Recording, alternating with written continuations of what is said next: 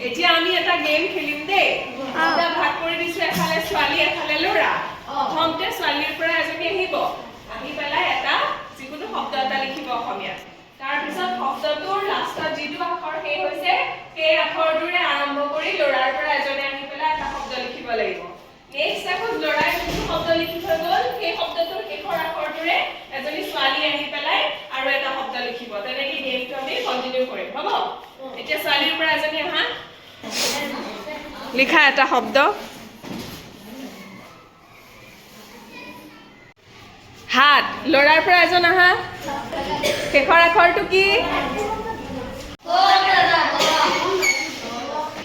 তৰা হৈছে এতিয়া আহা ছোৱালী পৰা এজনী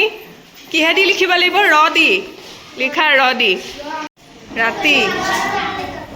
আহা ল'ৰাৰ পৰা এজন আহা অঁ লিখ তলা হৈছে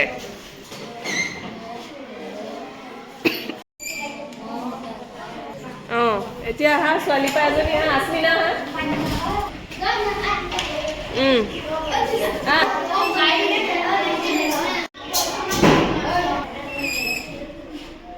আৰু এনেদৰেই শ্ৰেণীকোঠাত আমি এইবোৰ গেমছ খেলি শিশুৰ মাজত শব্দৰ বিকাশ ঘটাব পাৰোঁ ধন্যবাদ